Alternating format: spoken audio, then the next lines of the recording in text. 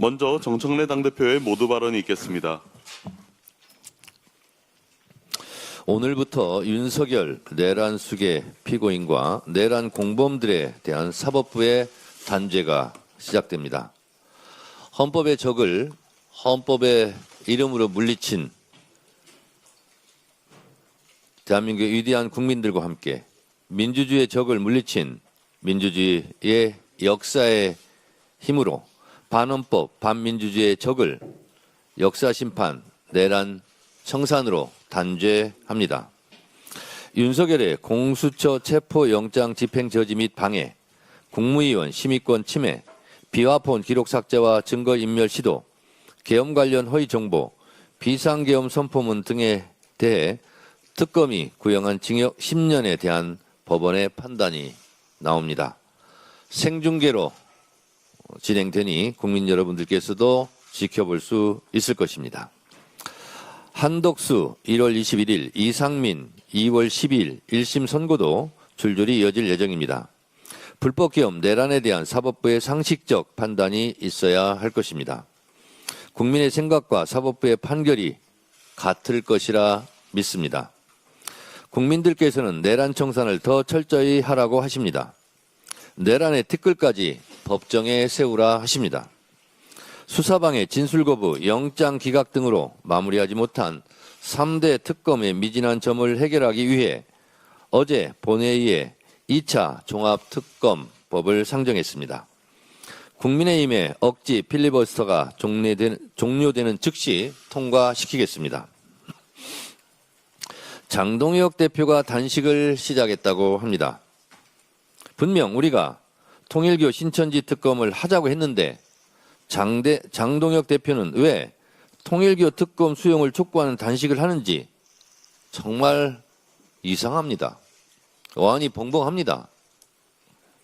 참으로 생뚱맞고 뜬금없는 단식 투쟁이 아닌 단식 투정 같습니다. 윤석열 사형 구형에 대한 이런 방구 아무 말도 없이 반성도 없이 그냥 밥을 굶습니다.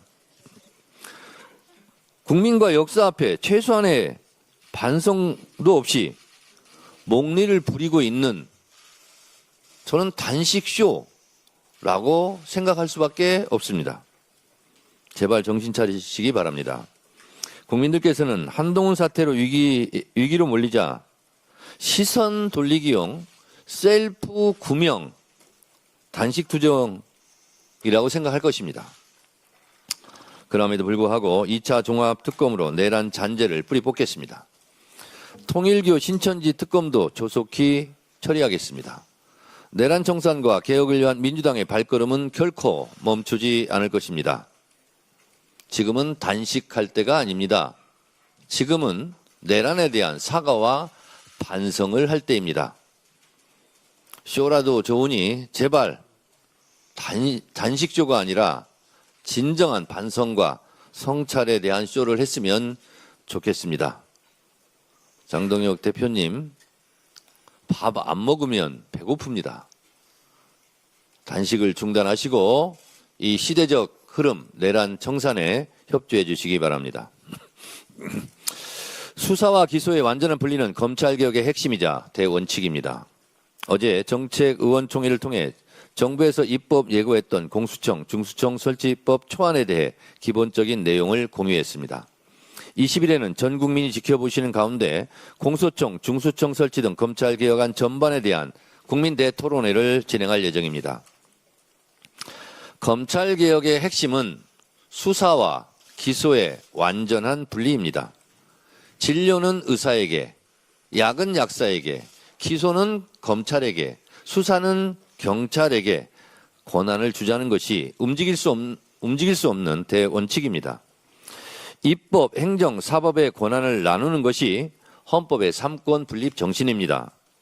수사와 기소는 사법의 영역이 아니라 행정의 영역입니다. 똑같은 행정 공무원입니다. 검사든 경찰이든 다 행정 공무원입니다. 여기에 따로 골품제 같은 신분제도를 왜 도입해야 합니까? 그럴 필요가 없다고 생각합니다. 행정공무원이 마치 사법부의 법관처럼 수사, 사법관의 명칭을 쓰는 것은 헌법 정신에 부합하지 않습니다. 그리고 어색합니다. 검사에게 사법관, 법관 이렇게 이름을 붙이는 게 좀 어색하지 않습니까? 더불어민주당은 국민 눈높이에 맞는 검찰개혁, 질서 있는 검찰개혁을 위해 모든 노력을 다할 것입니다. 치열하게 논의하고 심도 있게 검토해서 최적의 검찰개혁안을 도출해낼 수 있도록 최선을 다하겠습니다. 절대 뒤로 돌아가는 일이 없을 것입니다. 20일에 있을 대국민 토론회에 국민 여러분들의 많은 관심과 적극적인 참여를 부탁드립니다.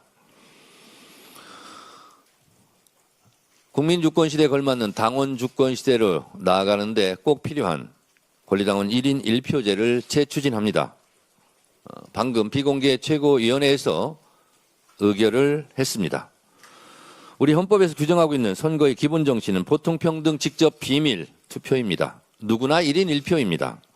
우리 당의 당명이 민주당인 만큼 그 이름에 걸맞게 민주주의 기본 원리를 철저히 준수해 더 큰 민주주의, 더 넓은 민주주의로 나가야 합니다. 1인 1표제의 헌법 정신을 받들어 진정한 당원 주권 정당으로 거듭나야 합니다.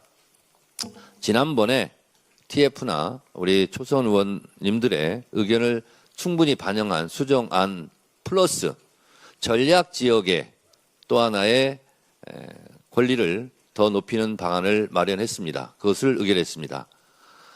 전당대회 끝나면 당대표가 지명직 최고위원 2명을 임명하게 돼 있습니다. 그 2명 중 1명은 전략 지역에 우선 지명한다라는 것을 추가해서 수정을 해서 재부의하기로 했습니다. 지난번 정족수 미달로 부결됐을 때 당원들께 길을 묻겠다고 약속드린 대로 이번 최고위원 보궐선거에서 표를 행사했던 권리당원들께 다시 한번 의견을 묻겠습니다. 전당원 여론을 수렴하도록 하겠습니다. 나라의 주인은 국민이고 당의 주인은 당원입니다. 당원의 뜻대로 하겠습니다. 1인 1표제 도입에 권리당원 여러분들의 많은 관심과 참여를 부탁드립니다. 감사합니다. 다음으로 한병도 원내대표의 발언이 있겠습니다. 예, 민주당의 최우선 가치는 오직 국민의 삶, 민생입니다. 우리 민주당은 국민의 준엄한 명령을 받들어 내란 종식과 민생 회복, 사회 대개혁을 반드시 완수하겠습니다. 위대한 국민과 함께 2026년을 대한민국의 성장과 대도약의 원년으로 만들 것을 약속드립니다. 그런데 이 역사적 전환기에 국정 운영의 파트너가 되어야 할 국민의힘은 지금 이 시간에도 엉터리 필리버스터로 대한민국 정상화를 가로막고 있습니다. 민생 회복의 골든타임을 좀먹는 무책임한 행태입니다. 국민의 삶을 인질로 삼는 입법, 폭력입니다. 107석 국민의힘의 의석이 국민을 지키는 방패가 아니라 내란 세력을 지키는 성벽이 되어서는 안 됩니다. 민주당은 이런 쓸모없는 엉터리 필리버스터를 원천 차단할 수 있도록 국회법 개정을 추진하겠습니다. 국민의 생존권까지 마비시키는 행태는 더 이상 용납될 수 없습니다. 어제 합의 처리된 11건의 법안은 민생 회복의 시작입니다. 극한 대치 상황 속에서도 다행히 어제 여야 합의를 통해 11건의 주요 법안을 처리할 수 있었습니다. 아동학대 범죄에 대한 대응과 지원을 강화하는 아동복지법 개정안, 12구 여객기 참사와 영남권 산불 피해자 지원을 위한 재난안전관리 기본법 개정안, 청년 미래저축에 대한 비과세 특례를 확대하는 농어촌 특별세법 개정안과 보이스피싱 방지법, 군인 지원을 위한 군인사법 등이 어제 통과된 주요 민생 법안들입니다. 하지만 아직 갈 길이 멉니다. 여전히 처리해야 할 민생 과제가 산더미처럼 쌓여 있습니다. 민주당 제2기 원내대표단은 이재명 정부의 주요 국정과제 입법과 검찰개혁, 통일교 신천지 특검법 등 개혁 입법의 선봉장에 대해 과감하게 속도를 내도록 하겠습니다. 오늘 오후 2시 종합특검법 통과와 윤석열에 대한 사법적 심판이 시작됩니다. 민주당은 오늘 오후 본회의에서 국민의힘의 필리버스터를 종결 표결로 끝내고 곧바로 2차 종합특검법을 통과시키도록 하겠습니다. 내란과 국정농단의 진실을 한치의 의혹 없이 파헤치도록 하겠습니다. 공교롭게도 오늘 법원은 윤석열의 체포 방해 혐의에 대한 1심 선고를 내립니다. 12.3 불법 계엄 이후 한남동 관저의 차벽과 철조망을 치고 기관총으로 무장한 경호원들을 동원해서 저항했던 불법 행위에 대한 첫 심판입니다. 특검은 징역 10년을 구형했지만 너무 아쉽다는 것이 국민의 심정입니다. 법원은 맨몸으로 내란을 막아 세운 국민의 용기를 기억해야 합니다. 사법부의 정의가 살아있음을 스스로 증명하길 바랍니다. 국민과 함께 끝까지 지켜보겠습니다. 저는 청와대 오찬 관계로 잠시 지금 이석을 해야 됩니다. 이후에 회의는 한병도 원내대표께 진행해 주시고 원내대표께서 당대표 대행을 또 하시는데 초구석 승진을 하신 것 같습니다. 회의를 잘 마무리해 주시기 바랍니다. 네, 고맙습니다. 다음으로 이현주 최고위원의 발언이 있겠습니다.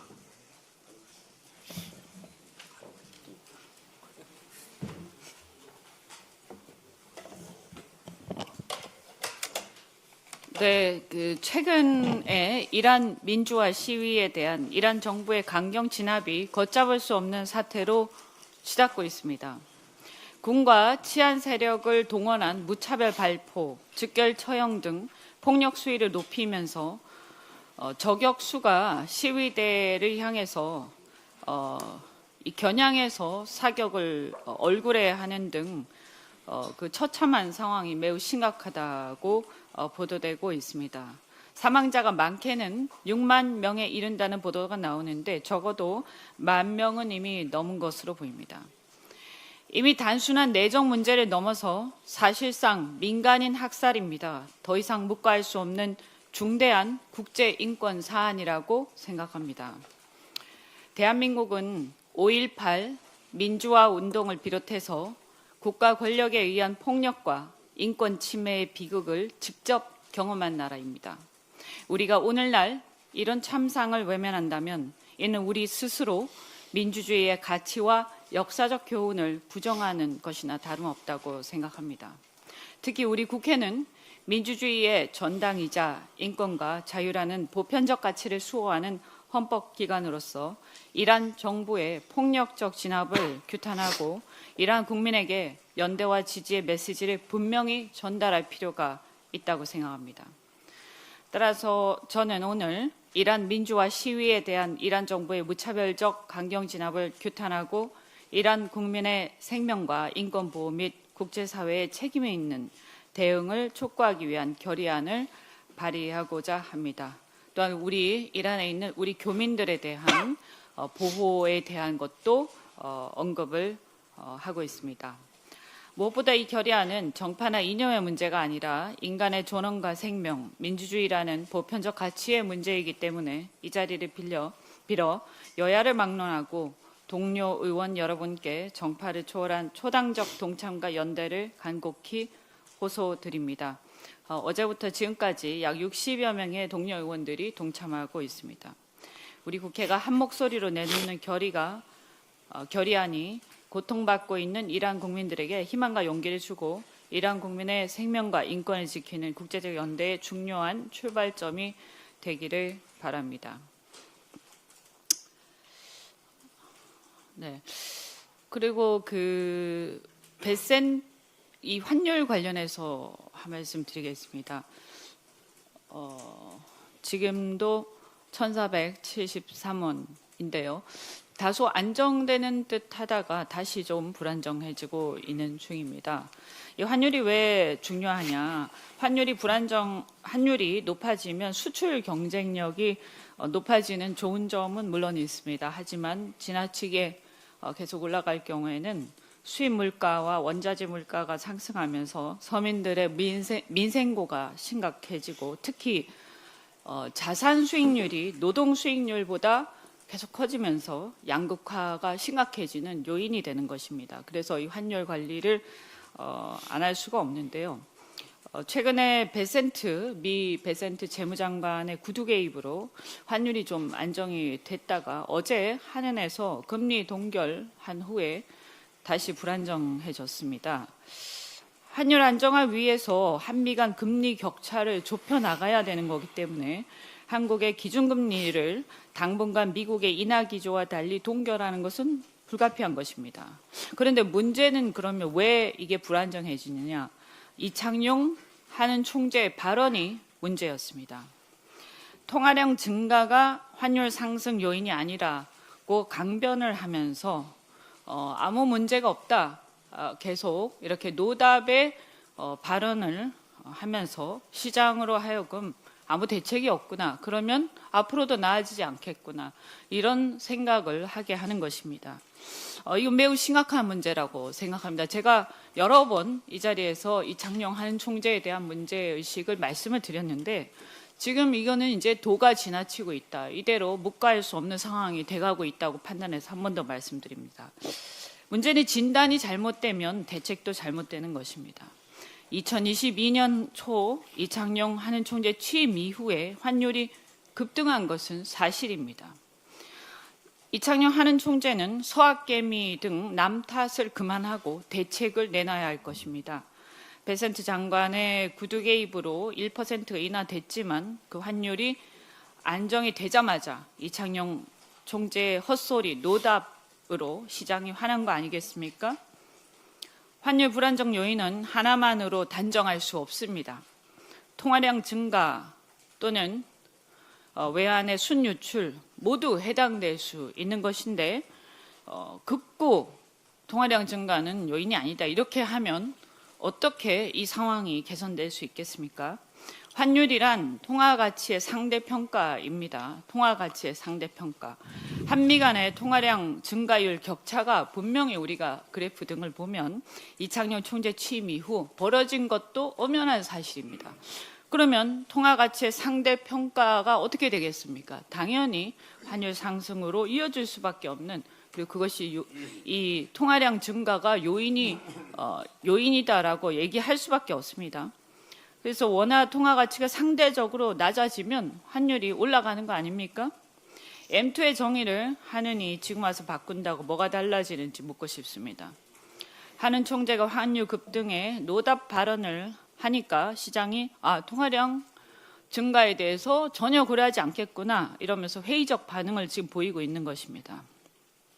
전 세계가 피봇 상황으로 금리 인하 기조와 경기 부양 금리 인하 기조를 계속하고 있습니다. 경기 부양과 경제 성장률을 높이기 위해서는 사실은 금리 인하 기조가 필요합니다. 그러나 우리 한국은 환율 때문에 이 금리 인하도 하기 어렵고 경기 부양을 하기도 어려운 상황입니다. 물론 금리 격차를 줄이기 위해서는 오히려 인상해야 하는 상황이 와 있는데 경기 침체가 심각하기 때문에 이도저도 못하는 상황에 처해 있는 것입니다. 그래서 이 부분에 대해서는 분명히 이 하는 총재 이 수급에서만 찾을 게 아니라 그러니까 외환 공급, 그러니까 서학개미나 이런 부분 또 국민연금 수합 이런 것만 얘기할 게 아니라 구조적 요인도 검토해서 대응을 해야 합니다. 통화량 증가율을 통제하고 확장 예정이 불가피하게 경기 부양 때문에 한다 하더라도 한계 내에서 하고 금리 동결 또는 인상, 한국 기업, 외국 기업 모두 국내에서 투자하고 사업하고 싶게끔 인센티브를 파격적으로 도입해서 사업 환경 개선하고 규제 완화가 굉장히 기묘하게 필요한 시점입니다. 특히 하는 총재는 통화량 증가율에 대한 기존의 고집을 벗어나서 이 문제를 겸손하게 어떻게 해결해야 될지 자신이 지금까지 해왔던 통화 정책에 큰 요인이 있다라는 것을 인정하고 진단하고 대책을 모색해야 할 것입니다. 이상입니다. 다음으로 황명선 최고위원의